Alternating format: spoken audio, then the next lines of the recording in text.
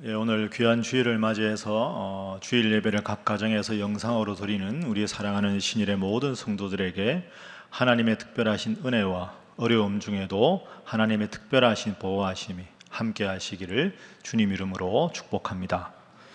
자, 우리 함께 인사하겠습니다. 바로 믿고 행복한 우리 모두 다 같이 아멘 할렐루야. 여러분 주보에 있는 교회 소식 전해드리겠습니다. 오늘은 사순절 첫 번째 주일입니다. 그리고 3.1절 101주년 기념 예배로 드리고 있습니다. 그리고 오늘이 3월 첫째 주일이라 2월 한 달간 읽은 말씀과 함께 예물을 드리는 주일입니다. 그래서 여러분 예물에 대한 안내는 드리겠지만 탈북 신학생들을 위한 선교 장학금으로 후원하는 것 기억하시기 바랍니다.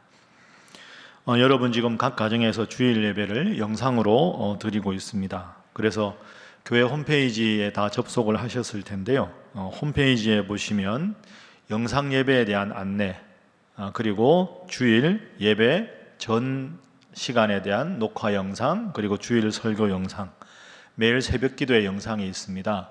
시간에 맞추어서 여러분들께서 이용하시기 바랍니다.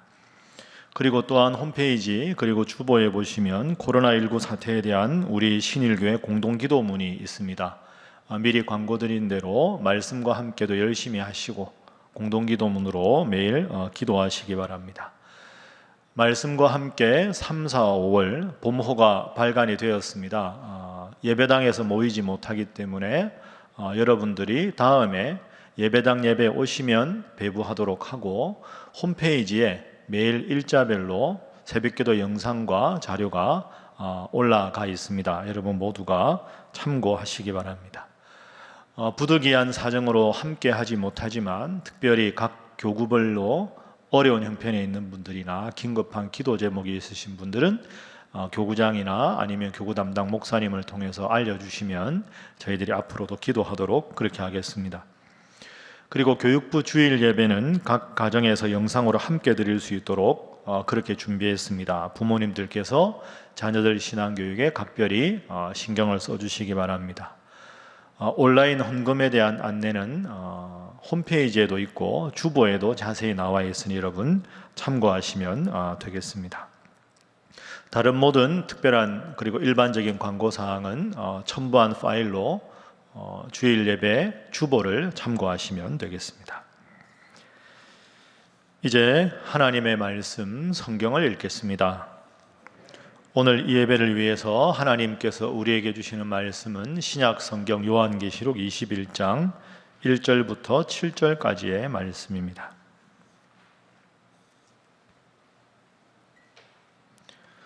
요한계시록 21장 1절부터 7절까지 말씀을 저와 여러분이 한 절씩 교독하겠습니다.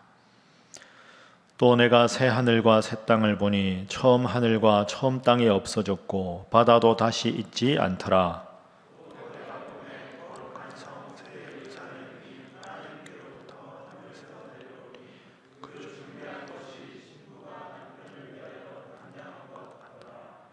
내가 들으니 보좌에서 큰 음성이 나서 이르되 보라 하나님의 장막이 사람들과 함께 있음에 하나님이 그들과 함께 계시리니 그들은 하나님의 백성이 되고 하나님은 친히 그들과 함께 계셔서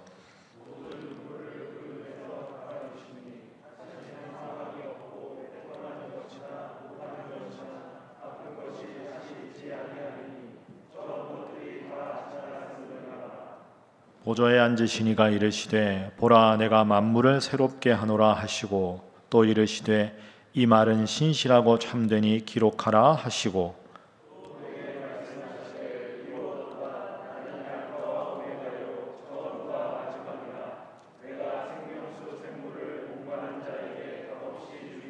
함께 읽습니다. 이기는 자는 이것들을 상속으로 받으리라. 나는 그의 하나님이 되고 그는 내 아들이 되리라. 아멘. 1917년 11월 우리나라의 3.1운동의 바로 직전 전야였습니다. 그 당시 당대 최고의 석학이라고 불리던 춘원 이광수 선생이 청춘이라는 잡지에 금일 조선야소교회 결점이라 하는 글을 써서 그 당시 기독교를 조목조목 비판합니다. 그 비판의 핵심은 네 가지였습니다. 우선 당시 조선 기독교회는 계급적이다 하는 것이죠. 목사, 장로, 하위 교역자, 보통 교인, 이런 계급이 당대 교회에 있었다. 그리고 두 번째는 교회 지상주의입니다. 기독교는 세상과 교회를 너무 심하게 구분하고 세상 학문을 천하게 여기고 기독교 이외의 일을 천시하고 종교적인 의무 외에 국가와 사회 여러 가지 의무를 소홀히 하는 종교다. 세 번째는 교역자가 무식하다. 보통학교 졸업 정도의 학력도 없는 사람들이 세태와 문명을 바르게 이해하지도 못한 채 그저 신학교에 들어가서 공부해서 목사가 되고 만인의 정신적인 지도자가 되는 것은 문제가 많다. 그리고 마지막 네 번째로는 미신적이다. 당대 미국의 선교사들과는 달리 신앙의 심오한 이론을 제대로 가르치지도 않고 미개한 종족에게 전도하는 방법으로 가르쳐서 미신적으로 전도하고 병났고 자식을 얻으려고 한다. 이상의 네 가지 비판이었습니다. 춘원에 따르면 이 네 가지 당대 기독교가 심각한 문제를 가지고 있었기 때문에 당대 청년들과 지식인들의 교회 등을 돌리게 된다 하는 것이지요. 이 비판이 얼마나 설득력 있는 비판인가는 별개로 당시 기독교가 지식인들에게 그다지 좋은 평가를 받지 못했다는 것은 부인하지 못하는 사실입니다.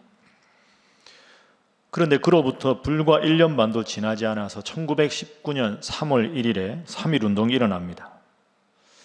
3.1운동 당시에 우리나라 전체 인구는 1600만 명, 그리고 당시 기독교인의 숫자는 불과 20만 명, 전체 인구의 1.3%에 불과합니다. 그런데 여러분 잘 아시는 대로 3.1운동 당시 민족대표 34민 중에서 절반이 넘는 16명이 기독교인이었습니다. 3.1운동의 주동자로 간주되어서 일제 검찰에 송치된 기독교인들은 총 3,065명, 당시 우리나라 전체 종교가 있다는 피검자 중에서 무려 51.2%를 차지합니다. 그리고 전국에 흩어져 있던 교회가 3.1운동의 가장 중요한 조직이 되었습니다. 그런데 이것이 아주 묘한 기독교 역사의 역설입니다. 춘원과 같은 지식인들에게 비판을 받던 변방의 작은 종교였던 기독교는 3.1운동 참여로 인해서 수많은 목회자들이 감옥에 갇히는 희생을 치렀습니다. 그런데 그 희생으로 기독교의 힘이 더 위축되고 약화된 것이 아니라 당시 힘이 없던 교회가 민족의 어려움에 용감하게 뛰어들었을 때 그 힘없고 무시당하던 기독교가 역설적으로 민족의 종교로 우뚝 서게 되었습니다. 3.1운동 이후로 수많은 청년들과 지식인들이 교회로 밀려 들어오기 시작합니다. 기독교야말로 애국의 종교다. 이 민족을 살릴 수 있는 유일한 종교는 기독교다 하는 세간의 평가가 점점 확산되게 됩니다. 자, 여러분, 여기서 우리는 오늘 3월 1일 3.1절 100일주년 기념 감사 예배를 드리면서 이 질문을 심각하게 물을 수 있습니다. 어떻게 해서 우리의 신앙의 선배들은 감옥에 갇히고 총칼에 짓밟히고 심지어 목숨조차 내어놓아야 하는 그 위기의 상황에서 일제의 총칼 앞에 비폭력 무저항으로 나설 수가 있었을까요? 그분들이라고 죽음에 대한 두려움이 없었겠습니까? 일제의 총칼 앞에 비폭력으로 맞설 수 있는 용기가 과연 어디서 생겼을까요? 이 질문의 그 대답의 힌트를 다음 이야기로 한번 여러분들과 찾아보겠습니다.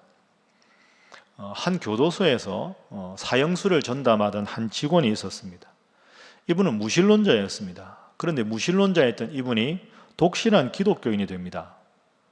아니, 무신론자였던 선생님이 어떻게 독실한 기독교인이 되셨습니까? 하고 묻자 한 석상에서 이분이 이렇게 이야기를 하더라는 거죠. 그분은 사형수들이 죽는 장면을 숱하게 많이 보았는데 다 종교별로 그 마지막 모습이 달랐다는 겁니다. 보통 천주교를 믿는 사람들의 경우에는 신부님이 아무리 안심하라고 해도 막상 교수대 앞에 서면 공포에 질린 얼굴을 한답니다. 불교를 믿는 사람들은 그분의 경험에 의하면 벌벌 떨면서 스님에게 살려달라고 애원을 한다는 것이지요. 아무 종교가 없는 사람들은 아예 국가와 법을 저주하고 이를 갈면서 교수대에 오른다고 합니다. 그런데 그분의 경험에 의하면 기독교를 믿고 변화된 사형수는 달랐다는 것이지요. 예수님 믿고 변화된 사형수들은 오히려 다른 죄수들을 격려하며 환한 표정을 짓는답니다. 목사님, 제가 먼저 갑니다. 다음에 천국에서 뵙겠습니다. 그러면서 죽음을 맞이하자라는 것이죠. 그리고 기독교인으로 변화된 사형수들이 마지막 순간에 꼭 불러달라고 하는 찬송가가 있답니다. 그 찬송가가 우리 지금 찬송가 305장입니다. 나 같은 죄인 살리심. 목사님, 마지막으로 이 곡을 저를 위해서 불러주십시오. 천국에서 뵙겠습니다. 그분이 이런 숱한 경험을 하면서 이야, 기독교가 정말로 위대한 종교구나, 다른 종교와는 다르구나, 이런 확신을 갖게 되었고, 그 확신을 계속해서 확인하면서 지독한 무신론자였던 이분도 독실한 기독교인으로 변화되었다 하는 겁니다. 여러분 어떻습니까? 이것이 바로 기독교 복음의 위대한 힘입니다. 우리의 죽음은 죽음으로 끝나는 것이 아니라 주님을 믿기에 저 영원한 천국에서 이제 주님과 영원히 살 수 있다는 믿음, 죽음에 대한 두려움을 저 천국에 대한 믿음으로 바꿀 수 있는 것이 기독교 신앙의 힘입니다. 그 천국에 대한 소망과 믿음 때문에 100년 전에 우리의 신앙의 선배들은 3.1운동 당시에 일제 총칼 앞에서도 가슴을 펴고 나가서 맨몸으로 대한독립 만세를 외칠 수가 있었습니다. 이 세상이 끝이 아니다. 설령 내가 지금 이 순간에 이 세상을 떠난다 할지라도 주님께서 나를 저 영원한 천국으로 인도하실 것이다. 그 믿음 때문에 일제 총칼 앞에 마주 설 수 있었던 것이지요. 죽어가는 순간에도 나 같은 죄인 살리심, 그 곡을 부르면서 평안히 눈을 감을 수가 있었던 것입니다. 사랑하는 신일의 성도 여러분, 여러분은 어떠십니까? 여러분은 저 천국에 대한 분명한 믿음이 있으십니까? 이 질문에 각 가정에서 영상으로 아멘이라고 대답할 수 있는 여러분 다 되시기를 주님 이름으로 축복합니다. 이 천국에 대한 소망, 그 천국의 아름다운 모습에 가장 잘 드러나 있는 성경이 요한계시록이고, 그 요한계시록 중에서도 오늘 본문에서 천국을 잘 묘사하고 있습니다. 여러분 함께 오늘 본문 1절을 보십시오. 자, 1절 말씀을 우리 함께 읽어보도록 하겠습니다. 또 내가 새 하늘과 새 땅을 보니 처음 하늘과 처음 땅이 없어졌고 바다도 다시 있지 않더라. 아멘. 사도 요한이 내가 새 하늘과 새 땅을 보았다. 새 하늘과 새 땅은 한자로 하면 신천, 신지입니다. 줄이면 신천지가 되는 것이지요. 지금 코로나19로 사회적인 문제를 일으키고 있는 신천지교회 신천지가 바로 이 본문에서 나왔습니다. 물론 성경을 잘못 해석한 것이죠. 오늘 본문의 배경은 이렇습니다. 지난주에 말씀드린 대로 요한계시록은 당시 기독교를 아주 혹독하게 박해하던 도미시안 황제 때 쓰여졌습니다. 이렇게 적그리스도 역할을 하는 도미시안 황제와 로마 제국은 하나님의 능하신 손안에 멸망하게 될 것이다 하는 것이 요한계시록의 1차적인 주제입니다. 그런데 여기서 중요한 것은 상황이 어렵고 박해가 계속되어도 주님을 믿는 자들은 주님께서 끝까지 보호하실 터인데, 그 주님을 믿고 박해와 어려움을 이긴 자들, 그 주님을 믿는 자들이 주님과 함께 영원히 거하게 되는 공간, 그 공간이 바로 오늘 본문에 나오는 새 하늘과 새 땅입니다.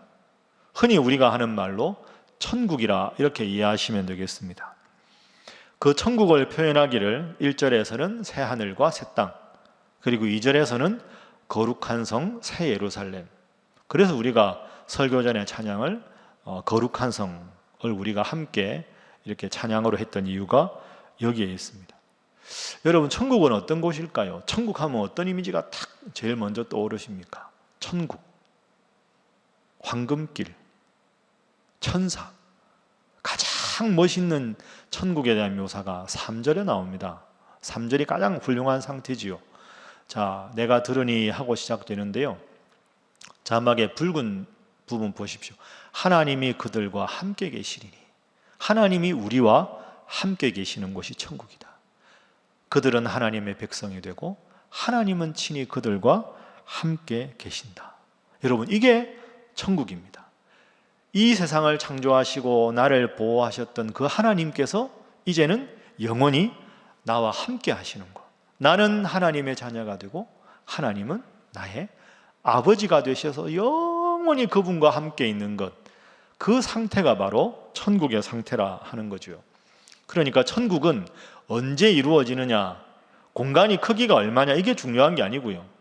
나보다 나를 더 잘 아시는 하나님과 내가 영원히 함께 사랑 안에 있는 상태가 천국이다. 그게 중요한 겁니다. 한참 연애할 때는 장소가 하나도 중요하지 않습니다. 그저 같이 있으면 같이 있는 그 상태만 계속되기를 바라는 딱 그 마음, 그 마음이 바로 오늘 본문의 3절에 나는 그들의 아버지가 되고 그들은 내 자녀가 되리라 하는 하나님의 약속의 말씀이 바로 그런 말씀입니다. 이 약속은 7절에도 다시 등장합니다. 자, 7절 말씀도 보십시오. 이기는 자, 끝까지 믿음을 간직한 자들은 상속으로 받을 것인데 그것이 무엇이냐? 나는 그의 하나님이 되고 그는 내 아들이, 그는 내 자녀가 되리라. 그러니까 하나님과 내가 서로 영원히 사랑하는 곳, 그곳이 천국이다. 그러면 그 아름다운 천국은 구체적으로 어떤 곳이냐? 우리가 3절과 7절을 읽었는데요. 4절, 5절, 6절에 각각 천국의 아름다운 모습을 세 가지 특성으로 표현하고 있습니다. 한 가지씩 한번 살펴보겠습니다. 자, 천국의 세 가지 속성 중에 첫 번째는 천국은 우리의 눈물이 없는 곳. 눈물, 사망, 애통, 곡, 아픔, 이런 곳이 없는 곳이 천국입니다. 가면 얼마나 좋을까요? 자, 4절 한번 보시죠. 자, 모든 눈물을 그 눈에서 닦아주신다. 주님께서 내 눈물을 닦아주신다. 그곳이 천국이다.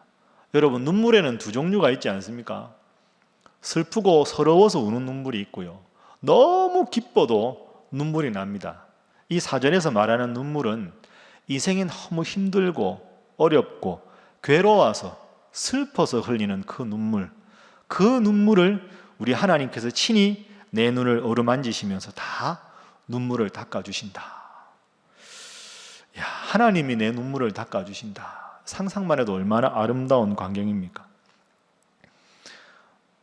어떤 의사가 있었습니다. 참 단란한 가정에 외동딸을 두었는데요. 그 외동딸하고 이 의사분 내외가 여름 휴가를 이 외동딸이 대학 2학년 때 갔답니다.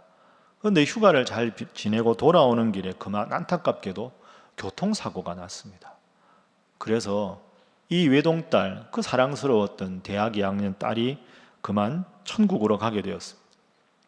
외동딸을 잃은 어머니가 얼마나 마음이 아팠을까요? 가슴이 무너지는 슬픔으로 장례식을 치르고 있는데 장례식장에서 이 어머니가 울지를 않더랍니다. 다른 사람들이 궁금할 거 아닙니까? 그렇게 아름다운 사랑스러운 외동딸이 죽었는데 울지 않았, 왜 안 우냐고 물으니까 이분이 이렇게 말씀하시답니다. 교회 함께 신앙생활하던 분들 중에 믿음 좋다는 분들이 죽은 후에 천국 가는데 부활하는데 왜 우냐고, 우는 건 예수 안 믿는 사람들이나 하는 일이니 울지 말라고 처음부터 자꾸 이분한테 그런 말씀을 하셨다는 거죠. 그래서 이 어머니가 정말로 마음으로는 울고 싶은데 이를 악물고 울음을 참았답니다. 남편이 곁에서 보기에 얼마나 안쓰럽겠습니까? 그 마음을 아는데 여보, 울고 싶으면 실컷 울어. 아무리 말해도 이를 악물고 울지를 않았다는 거죠. 결국 그 일이 있은 후에 2년 8개월 만에 이 사랑하는 외동딸을 잃은 어머니가 암으로 세상을 떠났습니다. 그 슬픔을 이겨내지 못하고 속으로 앓다가 속병이 되고 그 속병이 암이 된 것이지요. 그 아내가 죽었을 때 그 의사 남편은 차디찬 시신을 붙잡고 한 번만 시원하게 울었더라면 병이 들지 않았을 텐데, 한 번만 시원하게 울었더라면 왜 당신은 그렇게 울음을 참았었냐고. 그렇게 그 남편이 펑펑 울었다 하는 겁니다. 여러분, 울어야 할 때는 울어야 합니다. 실컷 우십시오. 예수 믿는다고 상처가 없고 괴로운 일이 없습니까? 절대로 그렇지 않습니다. 우리 예수님 십자가 지기 전에 예루살렘 성을 향해서 눈물을 흘리면서 기도하셨던 거 기억해 보십시오. 그렇습니다. 예수 믿는 사람도 슬픔이 있습니다. 깊은 슬픔이 찾아올 때는 이 세상에서 울어야지요. 그러나 중요한 것은 그 울음으로 주저앉는 것이 아니라 다시 딛고 주님 주시는 위로로 일어서는 사람이 기독교인이지, 처음부터 울지 않는 것은 기독교 신앙과 아무런 상관이 없는 것입니다. 그런데 중요한 것은 인생을 아무리 열심히 살고 싶어도 마음에 서럽고 힘들어서 눈물이 날 수밖에 없는 상황인데, 이렇게 하다가 인생을 다 마무리하고 저 천국에 가면 주님께서 우리의 눈물을 친히 닦아주신다. 더 이상 슬픔이 없고 더 이상 괴로운 일이 없으니 이제 내 품에서 울지 말아라 하고는 모든 아픔을 다 위로해 주시는 분이 우리 주님이시다 하는 것이지요. 왜 우리가 천국 가면 눈물이 없을까요? 아까 읽은 4절 말씀 기억하십니까? 여러분 다시 자막 보십시오. 우리가 울지 않아도 되는 이유, 사망이 없고 애통하는 슬픔이 없고 슬퍼 흐느끼는 곡하는 것이 없고 내 몸과 마음의 아픔이 다시 없는 곳이 천국이다. 그래서 우리는 울지 않을 수 있다 하는 것이죠. 사랑하는 여러분, 사랑하는 우리 신일의 성도 여러분, 사는 게 참 쉽지가 않습니다. 코로나19로 모두가 힘들어합니다. 어떻게 우리 인생에 이런 날이 왔는가 싶기도 합니다. 이렇게 영상으로 예배를 드려야 하고 집 밖을 나서서 누군가를 만나는 것에 대해서 경계해야 되고 지금처럼 부담스러운 적이 없었습니다. 그러나 여러분, 이럴 때에도 좋은 마음으로 기도하며 평안하게 살아가십시오. 한숨만 쉬지 마십시오. 그리고 늘 생각하십시오. 내가 이런 때에도, 내 인생에 이런 때에도 믿음 생활 잘 해야지. 환경이 힘들어도, 처지가 어려워도 그래도 내가 하나님 믿는 믿음 잘 간직해야지. 이게 제일 중요하니까. 이런 순간에도 내가 하나님 잘 믿으면 내 마음을 다 아시는 하나님께서 저 영원한 천국으로 나를 인도하시고 내 눈의 모든 슬픔의 눈물을 다 닦아주실 것이니, 여러분, 이 천국의 소망으로 주님께서 여러분에게 주시는 위로로 이 어려운 상황이지만 주님 주시는 마음의 평안으로 잘 이겨나가시고 승리하시는 우리 사랑하는 신일의 모든 성도들이 되시기를 주님 이름으로 축복합니다. 자, 천국의 속성 두 번째로 본문이 소개하는 것은 우리를 새롭게 하시는 곳이 천국이다. 눈물을 닦아주시고 모든 것을 새롭게 하시는 곳이 천국입니다. 아까 우리 1절 말씀에 우리 주님께서 새 하늘과 새 땅을 보았다. 사도 요한에게 그것을 보여주셨지요. 5절에도 나옵니다. 5절에도 보면 주님께서 친히 말씀하셨습니다. 내가 만물을 새롭게 하노라. 새롭다 하는 표현이 천국에 관한 1절과 5절에 공통으로 등장합니다. 여러분, 새롭다, 영어로 new 아닙니까? 새롭다는 건 가만히 생각해 보면 두 가지가 있습니다. 첫 번째는 시간적인 새로움입니다. 새 학년이 되고 하는, 시간적으로 흘러가서 새해를 맞이하고 새 학년이 되는 시간적인 새로움이 있지요. 두 번째는, 이게 중요한데요, 질적인 새로움이 있습니다. 예를 들어서 헌집을 다 헐고 깨끗하게 새 집을 지었다. 이건 질적인 새로움이지요. 성경에 보면 새 사람, 새 언약, 새 계명, 새 찬양, 이런 성경에 나오는 단어들은 대부분 질적인 새로움입니다. 헬라어로 보면 시간적인 새로움은 네오스라고 하고 질적인 새로움은 카이노스라고 합니다. 그런데 오늘 본문에서 새 하늘과 새 땅, 내가 만물을 새롭게 한다 할 때 이 새롭다는 카이노스, 전적인 새로움, 우리가 상상할 수 없는 새로움을 천국의 세계를 묘사하는 단어로 사용하고 있습니다. 천국은 어떤 곳일까요?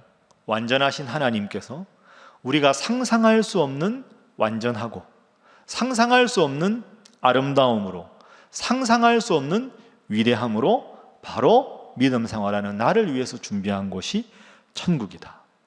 완전하신 하나님께서 전혀 새롭게 나를 위해 준비하신 저 천국, 상상할 수 없는 아름다움과 빛과 위대함과 하나님의 광채가 있는 곳, 우리가 다 거기서 만나야 되지 않겠습니까?